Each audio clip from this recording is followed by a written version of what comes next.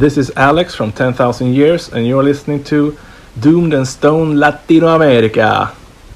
Hola, bienvenidos a Doom and Stone Latinoamérica. Mi nombre es Román Tamayo. Estamos de regreso en esta serie de entrevistas para toda Latinoamérica. El día de hoy tengo el privilegio y el honor de entrevistar a una de las bandas de stoner metal que están sonando increíble alrededor del mundo. Ellos son 10,000 Years, 10,000 años para todos ustedes. Así que tenemos a Espen y Alex aquí para hablar sobre su nuevo material y un poco sobre la carrera de 10,000 Years. Hello, guys. Welcome to the show. Hi. Hey, man. Thank you very much for having us. No, my pleasure. How are you guys? Yeah, I'm good. Yeah, I'm fine. I'm good. Well, the first question, of course, is the scene in Latin America is very small. It's very small. It's the underground. It's not so popular like heavy metal or probably black metal, thrash metal, that kind of music. But can you tell us a little bit about how is your local scene? Because Sweden is a big place for the development of the stoner rock and doom. You have a lot of bands like Lowrider, for example, Dozer, Monolord, Asteroid, for example. So how is your local scene? Tell us a little bit about that. Yeah, I mean, the scene in Sweden in general is pretty good. It's like you say, it's a lot of bands and a lot of good bands. But in our hometown, Västerås, it's really not a scene at all. There's not. I think we're probably like the only band in Västerås doing this kind of music. But in Sweden in general, it's a lot of bands, and pretty much there's a lot of shows year round, and a lot of bands come from Europe and America as well to play here. So Sweden's a pretty good place for stoner and doom. Yeah, it's quite big. Awesome. Well, let's talk about 10,000 Years. How this project born? Tell us a little bit about the beginning, how you meet each other, and how you decide to start to jamming and create these massive riffs. Yeah, it started with me and Eric, the guitar player. We know each other since way back, and one day he just he texted me and said he had some riffs and asked if I wanted to jam. So we hung out a bit and played some of the riffs, and we were like, yeah, this is too good to not do anything with. So we gotta find a drummer. So we put out an ad on, I think it was like on Facebook or something. And Espen was the first guy we tried, and everything just worked immediately. So it was kind of an easy start. Yeah, we clicked from the first rehearsal, like the first jam. We basically wrote a song, or pretty much at least finished what you guys started when you were jamming, and it was like a big just snowball kept rolling, and yeah. Awesome. In 2020, you released your debut album. Tell us a little bit about the making of this record.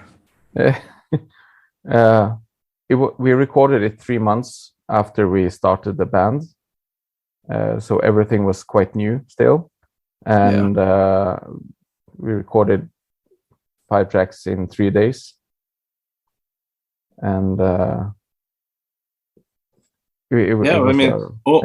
all those the 5 songs on the first one, we pretty much started all of them on the first day we played together, and then we rehearsed it a bit. Like Espen said, it was only 3 months from when he joined us till we recorded the first record. So everything went really fast, and since then it's been going pretty fast at all. I mean, the next album was pretty close after that as well. So yeah. And do you think, well, when you start a band and you start to jamming, you don't have any pressure because it's the first tunes, nobody expect nothing from the band. But when you release your first album and maybe this album achieve a big success, you feel a lot of pressure. Do you feel this pressure for the next ones or not? I mean, like when we started, we knew what we wanted to play, like this the stoner metal type stuff, and we were always gonna play what we want to play and what we want to hear, and so we never had like the intention of becoming like a big band, or we didn't think anybody would even care. And then when the first record came out, it was a little bit of a success actually, and a lot of people around the scene in the world really liked it. So of course, we felt a little bit of pressure because we want people to like it, of course. But it was still like when we did the second one, it was still like we're doing it for ourselves in the first place. Yeah, and also because the sound had developed a lot from between the first and the second recording. So I mean, it wasn't any pressure per se, because it felt like we had evolved a lot just between those two records, and it was like 8 months, 9 months between those two recordings. Something like that. So I mean, I don't think we had any time either to feel any pressure. No, it was just rolling on, you know. Yeah, and we started rehearsing the new songs for the second album even before we recorded the first. Yeah. So we already had like 2 or 3 songs ready before we went in the studio for the first time. So it felt like a more of a natural transition. Yeah. Wow, that's perfect. That's amazing, because I know a lot of bands that release the first album and the second one is not the same sound or the same successful. So it'd be a challenge. Well, this is more like a personal question. I'm curious about the name of the band. It's based in the song of the High on Fire, right? Yes. Yes, everybody loves High on Fire. Yeah. Even your son is very peculiar. You remember me to High on Fire in the old good days, and it's really raw, it's really heavy, and I really love it. And also, I love the artwork of your albums, because artwork is very important in your albums. Tell us about the artists behind the albums and the concepts, of course. Yeah, the artist is a guy called Francesco Bauso from Italy. He has the Negative Crypt artworks, and when we were looking for artists for the first record, I asked some friends of mine, Marco, who runs Majestic Mountain Records, and he tipped me about Francesco and Negative Crypt. So and that's how I got in contact with him. And the artwork itself is like, we always had that the space concept a bit. So I just told him pretty much what the record was about and the songs, and then he did his thing, you know. We always have like a general idea of what we want, like, oh, it's going to be a spaceship in a forest or whatever, and then he gets pretty much free hands with the concept of the artwork. Of course, we check it out and tell him what we think and if something is changing. And he's been really great to work with. Yeah. And it's amazing, the concept that was. I really love this connection with space. Well, I play in a band called Vinum Sabati, so space is very. Oh shit! You're in Vinum Sabati? Yeah. Oh man, I love that. Yeah, I love your band. Thank you. But well, the connection with space for me is very strong. So when I discovered 10,000 years and you have these massive rips and the concept of space is like, oh, this is perfect. This works for me. and well, talking about this connection with science, space and sci-fi, I want to ask you if your 3 albums have any connection, if you follow the same story or are different stories. It's the same story. Yeah, it's a trilogy. And it all evolves around the spaceship Albatross and the crew and their endeavors through the space and time, basically. Yeah. So it's like a classic science fiction trilogy, pretty much. Yeah. And it's based in some book, some film, or is just your ideas? These 3 albums very inspired by Planet of the Apes. Yeah. And the books of H.P. Lovecraft. But the idea is our own, but of course I watch and read very much science fiction and stuff, so it's always going to be inspired by something. And yeah, these particular albums is very much Planet of the Apes meets Lovecraft. Yeah. So talking about films and books, tell us about your favorite science fiction or maybe horror books or horror films, sci-fi films. I'm a nerd. I'm a big fan of this kind of stuff. So let's talk about this. But when it comes to books, my favorites are probably 20,000 Leagues Under the Sea, Jules Verne in general, and then H.G. Wells, the Time Machine, and War of the Worlds, and those a little bit like the older sci-fi classics. But in movies, it's too much to mention. But Planet of the Apes. Mention probably your top five, probably. Planet of the Apes, Alien. Yeah. Of course, we have to mention Star Wars as well. I mean, it have to be there. I mean, it's Star Wars. And I have to say, I'm looking at my movie shelf now. Yes, perfect. Blade Runner, RoboCop. Those are probably the big. Oh, I almost forgot my favorite movie of all time, Terminator 2. Yes. That's perfect. How about you, Espen? Do you have any favorite movies, books? I'm not a very big consumer of movies. I listen to a lot of audiobooks because I drive a truck, so I have a lot of time to listen to audiobooks, and I was just skimming through the app here that I use just to see if I can find any of my latest. I listen a lot to like Harry Potter and stuff, so it's more of adventure or more of that kind of things. But also like the book 1982. Yes, I think it's called. Yeah, that's one of the last good books I've heard. It's not called 1982, but yeah, it's a classic depressive future. 1984. 1984, yeah, of course, yeah. I think that's the latest I've heard. Like George Orwell in general has a lot of good stuff. Yeah. Gotta mention Dune as well, and yes. Lord of the Rings. Lord of the Rings don't have much to do with what we play, but it's one of those books and movies that I've been reading since I was a kid. So that one's always gonna stay with me. Yeah. Have you ever read or listened any book about Isaac Asimov? No, but I have the Foundation trilogy. Yeah. But I haven't read it yet. I've been reading something from a Chinese author called The Three-Body Problem.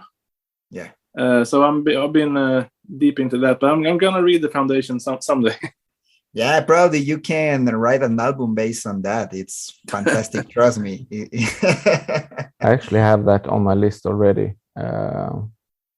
So it's fun that you mentioned that one. Yeah. Well, talking about music, tell us about if you have any favorite bands and what kind of bands inspired your music, because of course High on Fire is one of that bands, but I don't know if you have any other. Metallica is a big influence.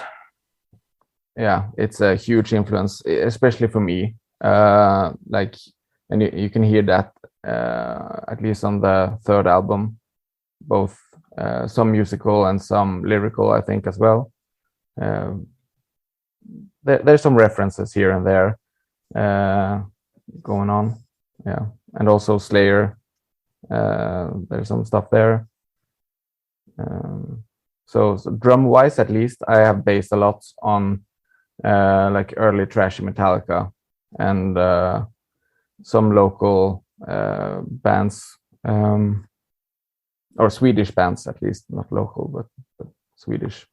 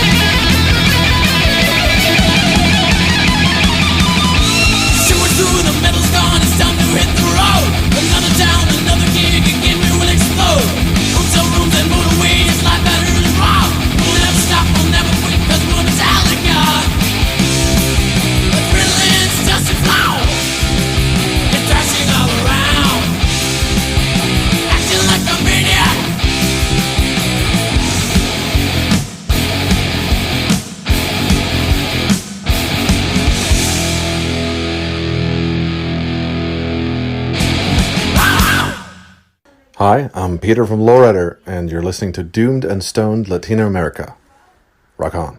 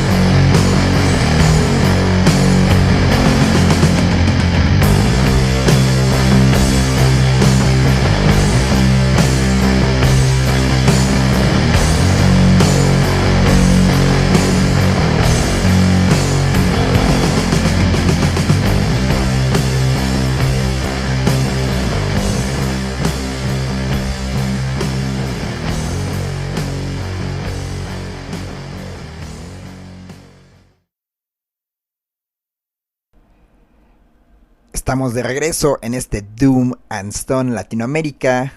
Escuchamos a Metallica, Whiplash, Latigazo por ahí. maestros, maestrazos, gran influencia de 10,000 Years. Y después de eso, por supuesto, escuchamos a esta banda sueca con el track Master of Oblivion. Vamos a continuar la entrevista. Esta es la segunda y última parte de esta entrevista a los suecos, 10,000 Years, 10,000 años, y están presentando su nuevo álbum, la parte número 3 que cierra la trilogía de este increíble viaje cósmico. Así que bueno, los vamos a dejar, disfrútenla, ya se la sabe, gócela. Hey everybody, this is Ben Ward from Orange Goblin here. You're listening to Doomed and Stoned Latino America. Cheers. Yeah. When we started, the whole idea was we wanted to play stoner metal, like you mentioned, High on Fire, and then bands like Black Tusk, Kailesa, Old the Sword, and probably Mastodon. Those were the big inspirations for starting the band and the type of music that we play. But when it comes to like favorite bands, yeah, of course those I mentioned, but my favorite band of all time is Kiss and Black Sabbath. Those are the two main ones for me. Like the two bands that made me like who I am. So those are my favorites. But I mean, look at the CD shelf. There's a lot of stuff. Big collection. There's a lot of stuff. Wow. But there's a few of the big ones. But I listen from everything from like Taylor Swift to Mayhem. So yeah, that's fantastic. Same here. That's fantastic, guys.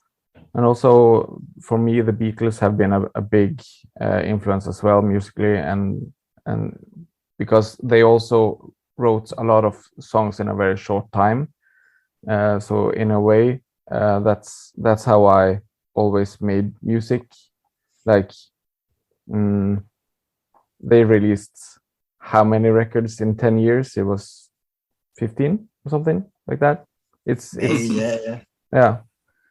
So that's a big inspiration for me also to make a lot of music in a short time, because then you can listen. The music kind of transists during a record, so it evolves during maybe you can hear the difference or the evolvement happening during a record, and that's quite fun. Wow, yeah, that's really, really nice. Also, you have a brand new album, 3, or the third part. So tell us a little bit about this.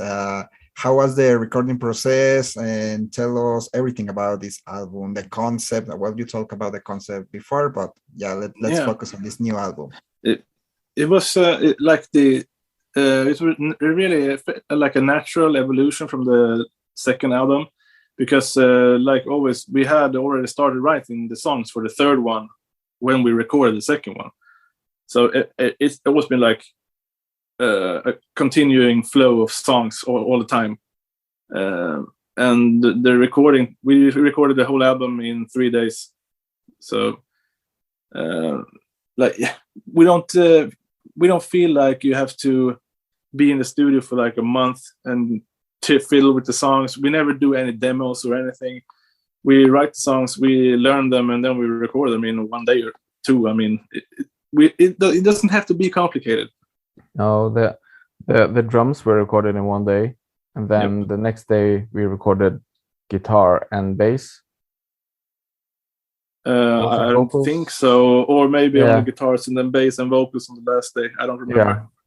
But I mean, so we did instrument for instrument, basically one day on the drums, 1 day on guitar, and half on bass and half on vocals. Yeah, and the concept is it's the third part, it's the last part of the trilogy. Here in this one, the crew of the ship, they know that they're on planet Earth, but it's like 10,000 years into the future. And now they're gonna try to escape from Earth and go back through the wormhole to like set everything right again, turn back the time, you know. And at the last song, the long instrumental is like when they fly out into space through the wormhole, and then it ends. We never get to know what happens. Do they make it? Is everything fine? We never know. Wow, Yeah, it's that's when the it's very credits are rolling. similar. Oh, sorry, Yeah. sorry, Espen. Oh, It's very similar to the concept of the last album of Venom. It's really interesting, this connection, because the idea, well, the basically the main idea in the last album is everything is fucking on the earth. So we released the last ship to try to save the humanity, the mankind. So these guys travel many years, 10,000 years if you want, and they find like this small planet, and they found like this old civilization. At the end is you are fucked, you are doomed, and everything disappear. But in your case, exists hope, because thanks to travel in time travel, you can save the humanity. You can save, yeah, basically the humanity, the planet in general. So it's very similar. The concept, I really love it. It's really Yeah. cool. Yeah. I wanted to have like the ending to be open. Like my favorite movies always have the like a sad ending, or an ending where you're like, what? Like the ending for Planet of the Apes, or Night of the Living Dead, when the hero gets shot in the head at the end. It's like that, those types of endings, and that's what I want for this one. Like you had all this story, and now they're gonna fly away, but you never know what happens. Maybe they die before they even reach the wormhole. You never know. Yeah, and also I forgot to mention the movie and book The Mist, because that's also a sad / open ending, or the ending isn't that open, but it's a very depressive ending of Yeah, that I was surprised by that ending. Love that ending. that caught me by surprise. I was like, what? So it's and Event Horizon as well. The best alien movie that's not Alien. Yeah. And well, this is now we are talking about humanity, destruction, doom in general. But what do you think about this point of the humanity? Do you think the humanity will survive in 10,000 years, or we're going to die? What's your idea? What's your point of view? I mean, I really don't know. It's a hard one. I mean, we're not treating the planet as well as we should, and no. the leaders in charge, they don't really care about us or about the world. It's all about the rich getting richer, and fuck the poor and fuck the planet. So I don't know. I hope people will come to their senses and do something about it. But I hope it's not too late. But I don't know. I think we're screwed. I think we're it's a matter of time. yeah. It's just a matter of time. We're doomed. Yeah, definitely. Yeah. I feel the same. Well, that's why we love this kind of music, right? Yeah. It is. This is a tricky question for you guys. Do you know some bands from Latin America? Yeah, I mean, Sepultura. Sepultura. Yeah. No, but I was thinking you were gonna ask something like that, and my answer was gonna be William Sabathie, but now you're in that band.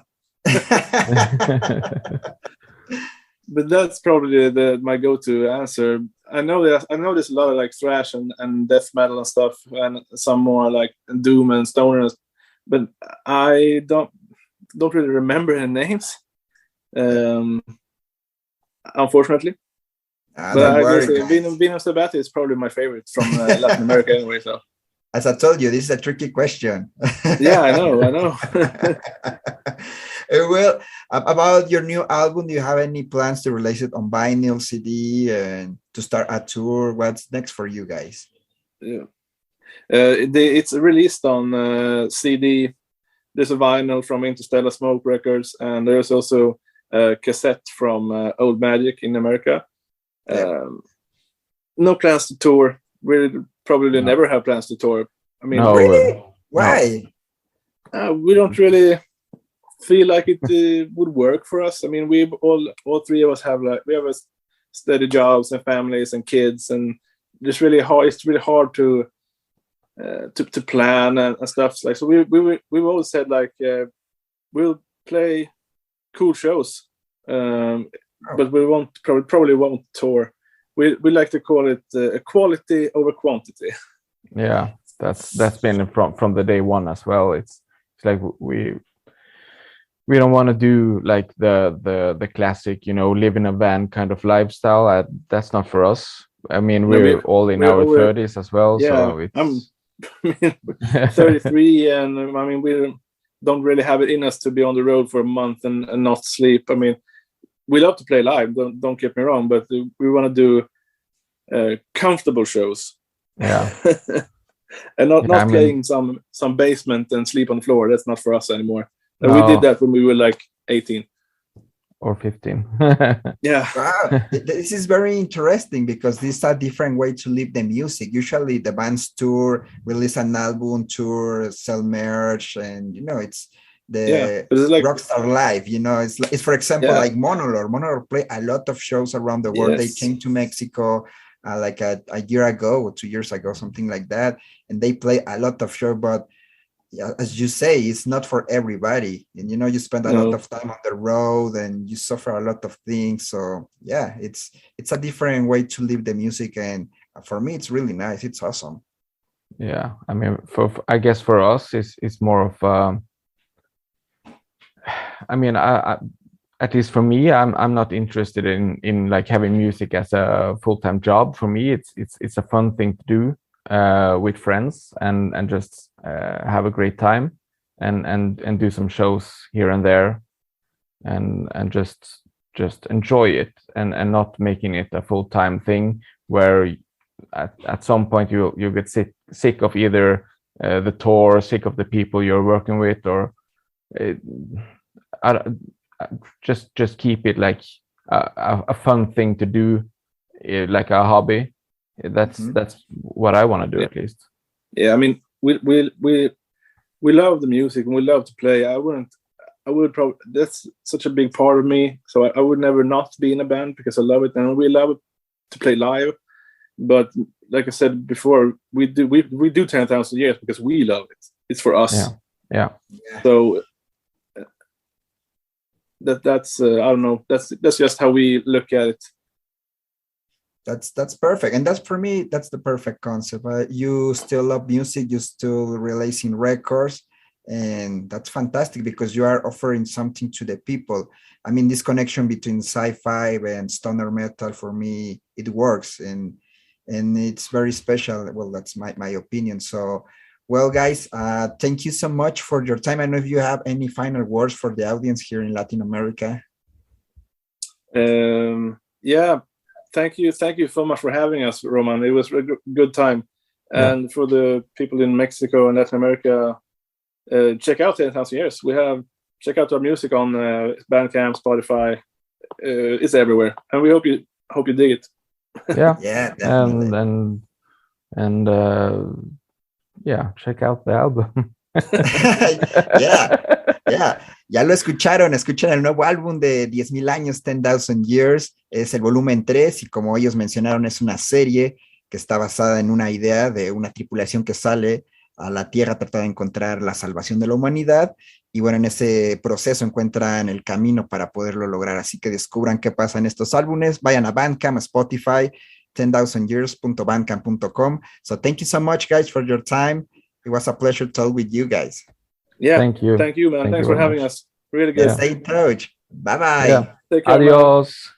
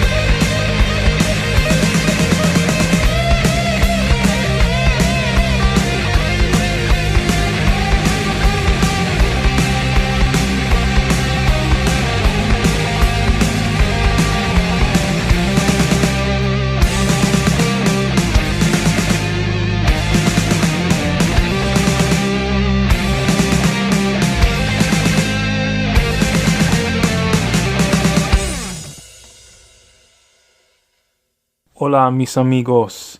This is Joe from Kurikuma in the UK, and you're listening to Doomed and Stoned Latino America.